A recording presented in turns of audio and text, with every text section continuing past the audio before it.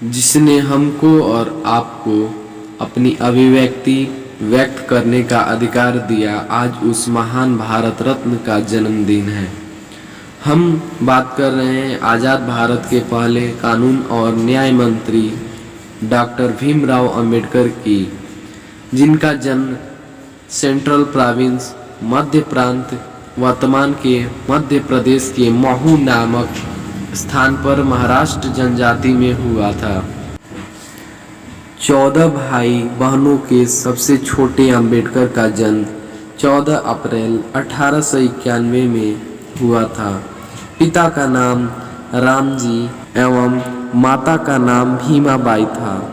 पिताजी British east India company में army में सूबेदार के पद पर नियुक्त थे एवं माता गृहिणी थी। उनका वास्तविक घर रत्नागिरी महाराष्ट्र में था, लेकिन बाद में मध्य प्रदेश में आकर पूरा परिवार रहने लगा था। अभी अंबेडकर महज 3 वर्ष के हुए तभी पिताजी का नौकरी से रिटायरमेंट हो गया। घर का खर्चा अब पेंशन से चल रहा था। घर की तंगहाली को देखकर एक बार उन्होंने अपने बड़ी ताई का गठरी चुराकर घर से भागने की योजना बनाई। कुछ दूरी पर जाकर गठरी खोला तो उसमें सिर्फ आधे आने निकले। इससे अंबेडकर बहुत हतोत्साहित हुए और सोचे, मुझे अपने परिवार का सहारा बनना चाहिए। परिवार बेहद ही गरीब है और घर आकर निश्चय किया कि मैं खूब पढ़ाई करूंगा। इस तरह से पिताजी ने बड़े भाई और उनकी नामांकन एक स्कूल में करा दी। दोनों ने पहले ही दिन स्कूल गए। जाकर जैसे ही बेंच पर बैठे, वैसे सभी कक्षा के छात्र बाहर निकल गए। हीन दृष्टि से उन दोनों भाइयों को देखने लगे। मास्टर साहब ने कक्षा से बाहर पढ़ने की इजाज़त दी। अगले दिन वे दोनों भाई बोरा, एक प्रकार का मैट, चटाई जिसे लेकर जाते थे, बाहर बैठते थे। अंबेडकर का दिमाग बहुत ही उच्च कौशल का था। साथ ही उनके पिता स्कूल जाने से पहले खुद पढ़ाते थे।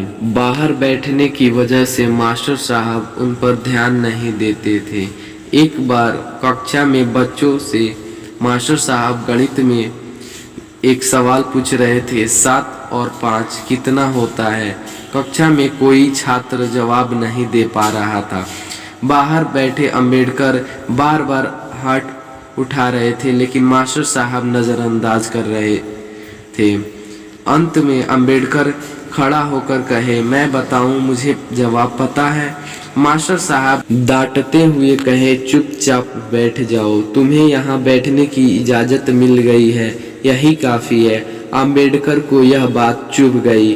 पिताजी से रोते हुए बोले, मैं स्कूल नहीं जाऊंगा, हमसे भेदभाव होता है। पिता ने ठाठस यानी साहस बढ़ाते हुए कहा, यही तो तुम्हें बदलना है बेटा, तुम स्कूल जाओगे, मुझे तुम पर भरोसा है, तुम इसे अवश्य बदलोगे।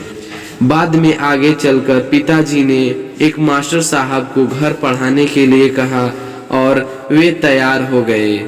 अब अंबेडकर को पढ़ाने गुरु ब्राह्मण कृष्ण केशव अंबेडकर मास्टर के रूप में मिल गए। भीमराव ने अपनी जीवनी वेटिंग फॉर अ वीज़ा में गुरु के बारे में लिखा है कि वे मुझे बहुत प्यार करते थे और अपना सरनेम मेरे नाम के साथ जोड़े।